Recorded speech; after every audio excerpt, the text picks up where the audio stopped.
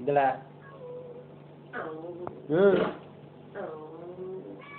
ഓ ശരി ഇപ്പൊ തരാം. പോയി പണിയെടുത്ത് തന്നെയാടാ. ഇനി നമ്മൾ ഉണ്ടാക്കി തരണോ? ഇവിടെ ഇത്രയും എലിയും ഇതൊക്കെ കിടപ്പില്ലേ, അതിന്റെ പുറകെ ഓടിക്കൂടെ? എന്തിനാണ് ഇവിടെ വന്ന് കിടന്ന് ചോദിക്കണേ? ആരോഗ്യമില്ലേ? ഞായറാഴ്ച എലി കാണൂലേ? ഓഹോ, ഞാനെന്തോ പറഞ്ഞോണ്ടിരിക്കായിരുന്നു. എളുപ്പത്തില് കാര്യം നടത്തിയെടുക്കാം. വേറെ ഉണ്ട്, അതുകൊണ്ടാണ് വേറെ അറിവ് കൂടിയ ആൾക്കാര് കൂടുതൽ പണിയെടുക്കൂല. അതിനറിയാം 2-3 വിളി വിളിച്ചു കഴിഞ്ഞാൽ ആരെങ്കിലും എന്തെങ്കിലും കൊടുക്കും. പിന്നെ എന്തിനാണ് ഞാൻ എലി പിടിക്കാൻ പോകുന്നത്?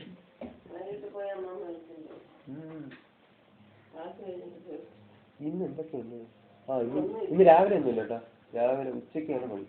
ഉച്ചയ്ക്ക് ആണ് ക്ലാസ് ഉള്ളത്. ക്ലാസ് കഴിഞ്ഞിട്ട് നേരെ നോക്കും. ഈ ഒരു ട്രിപ്പ് എന്ത്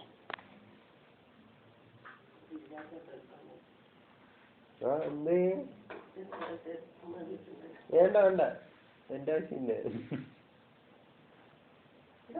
അതൊന്നല്ലേ ആവും. അത് ഓൾഡാണ്. ഒരാളില്ലെങ്കിൽ എന്തോ പോലെ.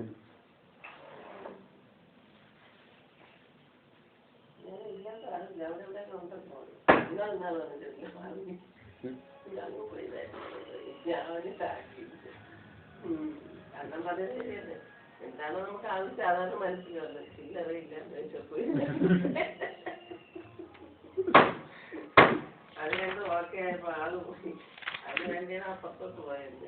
അവിടെ ചെന്ന് ഇതിനായിട്ട് അപ്പനും പറഞ്ഞിരുന്നില്ല.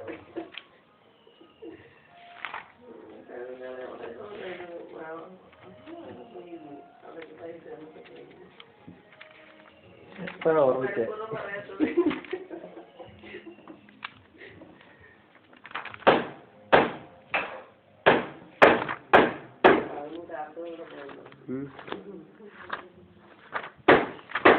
അയ്യാ എവിടെ വിളിക്കി. ഇതൊക്കെ ടാക്സിന്റെ കണക്കുകൾ.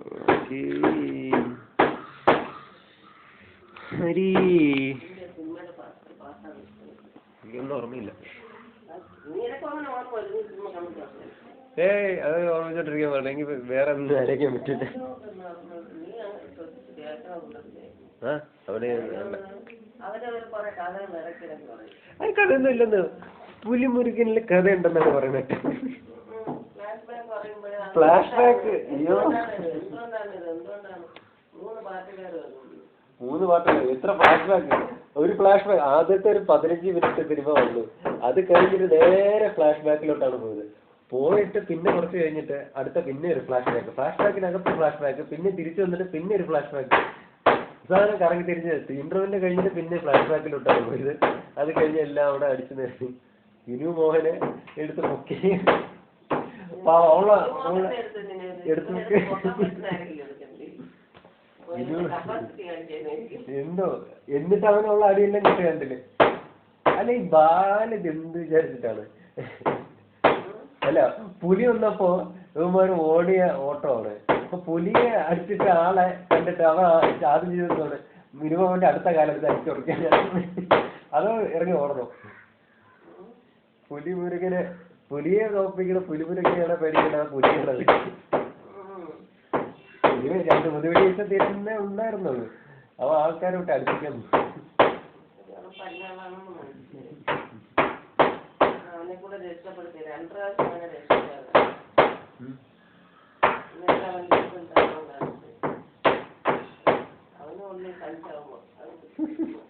ഉള്ളിക്കഞ്ചാവ്. മനസ്സിന് കഞ്ചാവ്. ഉള്ളിക്കഞ്ചാവ്. ഉള്ളി കഞ്ചാവ് മാത്രം.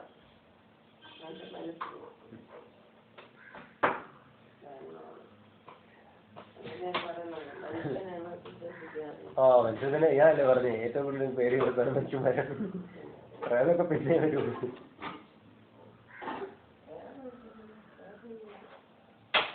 അറിവില്ലായ്മകൊണ്ടുള്ള പേടിയാണ് അതൊക്കെ. ഇന്നൊന്നും അറിഞ്ഞൂടാ പ്രേതം. പിന്നെ കണ്ടിട്ടില്ലാത്തതുകൊണ്ട് നമ്മളങ്ങനെ ആലോചിച്ചു. ഏറ്റവും ഇതന്നെ സിനിമയിൽ ഇതിലൊക്കെ മാത്രമേ കണ്ടിട്ടില്ലല്ലോ. അല്ലാതെ ഇത് ഇങ്ങനെയാണ്. അല്ല, ഈ മരിച്ച ആൾക്കാർക്ക് വേറെ ഒരു പണിയില്ലേ? വേറെ എന്തൊക്കെ കാര്യങ്ങൾ ചെയ്യാനുണ്ട്? ആള് പഠിച്ചിട്ടുണ്ടോ? പ്രതികാരം ജീവനോടെ ഇരുന്നപ്പോ ചെയ്യാത്തവൻ എന്ത് കുന്തമാണ് അവൻ അവിടെ കിട്ടിയെന്ന് എനിക്ക് മനസ്സിലാവുന്നത്. മരിച്ചപ്പോ ഒരു ധൈര്യം കിട്ടിയത് ചെയ്യാൻ പറ്റാത്ത കാര്യങ്ങൾ വെറുതെ എതിരാളി ഇത് ചെയ്ത് വേസ്റ്റ് ചെയ്യണേ. വേറെ എന്തൊക്കെ ചെയ്യാപ്പോ?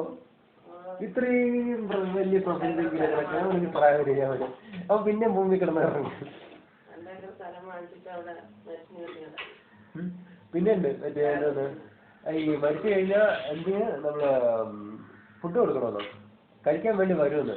ഓക്കെ എല്ലാ ആൾക്കാരും ഇത്ര ഒരു കൊല്ലം കഴിയുമ്പോ വരും, പിന്നെ അല്ലെങ്കിൽ ഇത്ര 41 എന്തൊക്കെയല്ലേ ഫുഡ് കൊടുക്കാൻ. ഓക്കെ എന്തിനാണ് വെച്ചേക്കുന്നത്? അപ്പൊ അവന് ഫുഡ് കൊടുക്കാനെന്ന് പറഞ്ഞു. ഓക്കെ ശരി, ഞാൻ ഒരു ദിവസം മരിക്കും. അപ്പോ ഞാൻ ഈ സാധനം തിന്നാൻ വേണ്ടി വരണമെന്നുണ്ടെങ്കിൽ ഇപ്പൊ എനിക്ക് അത് അറിഞ്ഞുകൂടാ വരണമെന്നുള്ളത്, ഞാൻ മറന്നുപോയി, അല്ലെങ്കിൽ എനിക്കാരും പറഞ്ഞു തന്നില്ല. അപ്പോ ഞാൻ മരുന്നുണ്ട് എന്നുണ്ടെങ്കിൽ ആരാണ് എനിക്ക് പറഞ്ഞുതരാൻ അവിടെ ഇരിക്കുന്നത്? അവിടെ ഒരാൾ ഇരിക്കണ്ടേ? വിശക്കുമ്പോ വരുന്നു. അപ്പൊ വിശക്കുമ്പോ നമ്മളെ ഈ സാധനങ്ങൾ എങ്ങനെയാ അപ്പൊ വർഷത്തിലൊരിക്കൽ ഭക്ഷണം കഴിക്കണം. അതല്ല നമ്മൾ കൊടുക്കുന്ന ഫുഡ് അവരെങ്ങനെ തിന്നും? സങ്കല്പിക്കുക. അതെല്ലാം നമുക്ക് മാത്രമല്ല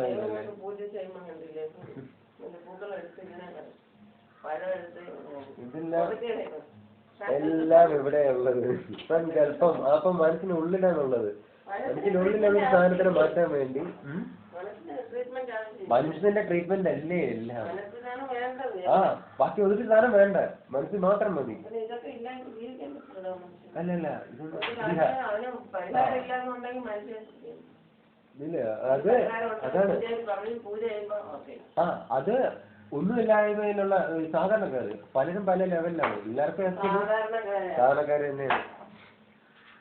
കാരണം നമുക്ക് മറ്റൊരു വഴിയുണ്ട് എന്നുള്ള ഇതിൽ ചിന്തിച്ച് പോവാനും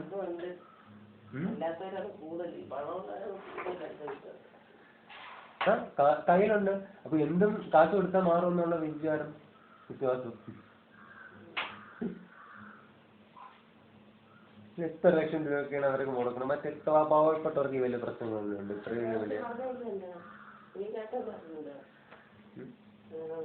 ഒരു ജോലിന്റെ പരിപാടി ഉണ്ടല്ലോ ഇതിന് ഫോൺ പ്രോഗ്രാം.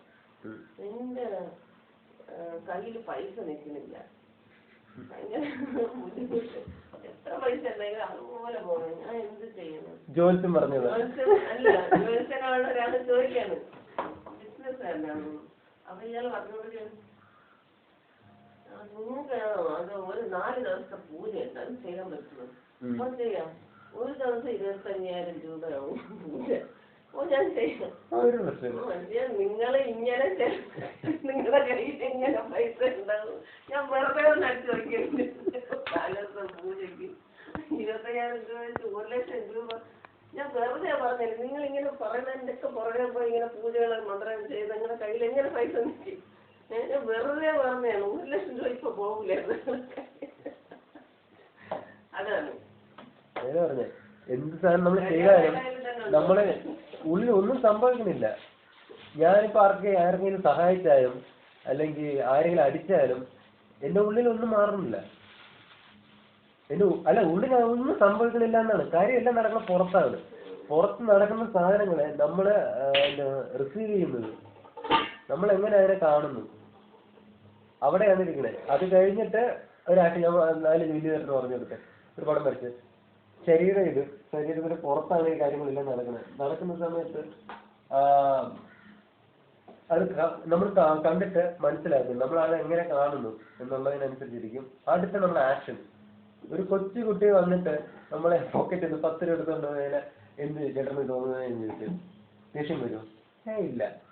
അതേ സമയം മറ്റൊരാൾ ഒരു 5 ലക്ഷം രൂപ വന്ന് പറ്റിച്ചിട്ട് പോയാൽ എന്ത് തോന്നും? അപ്പോ അവിടെ ആ ഡിഫറൻസ് അതെന്താണ് അവിടെ ആ ഡിഫറൻസ് വരാൻ കാര്യം? കാരണം രണ്ടുപേരും പുറമേന്ന് ഞാൻ പറയുന്ന എല്ലാ ഇതാണ്. ഒരു കല്ലിന്റെ പെർസ്പെക്റ്റീവ് എന്ന് നോക്കാൻ കല്ലെന്ന് പറഞ്ഞാൽ അതിനൊന്നുമില്ല. കല്ലങ്ങനെ ഇരിക്കുകയാണ്. എത്ര വർഷം കഴിഞ്ഞാൽ കല്ലായിട്ട് ഇരിക്കും. അവന്റെ സൈഡിൽ നോക്കിക്കഴിഞ്ഞാൽ ഈ ലോകത്ത് കുറെ ആൾക്കാർ അങ്ങോട്ടും ഇങ്ങോട്ടും ഓടുന്നുണ്ട്. കുറെ പേര് കരയുന്നു, കുറെ പേര് ചിരിക്കുന്നു, കുറെ പേര് ആത്മഹത്യ ചെയ്യുന്നു.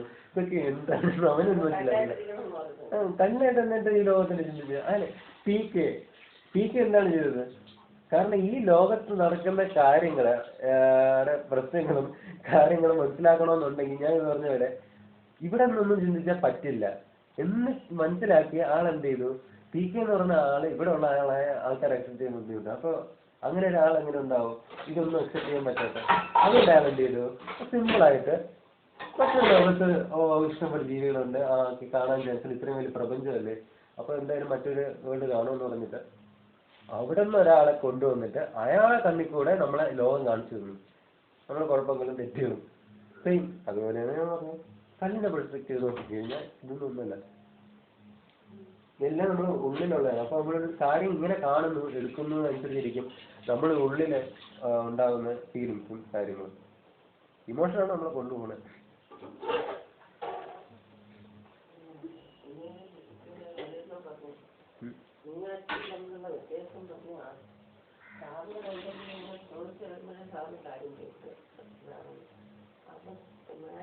സിമ്പിളായിട്ട് പറഞ്ഞു, പക്ഷെ നീ അത് കോംപ്ലിക്കേറ്റഡ് ആയിട്ട്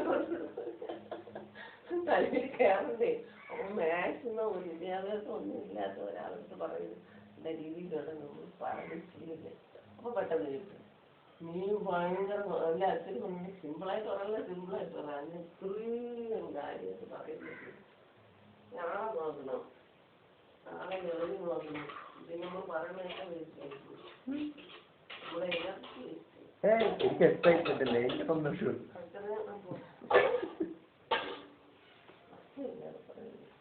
അത് ഓർക്കല്ലേ, എനിക്ക് കുഴപ്പമില്ല.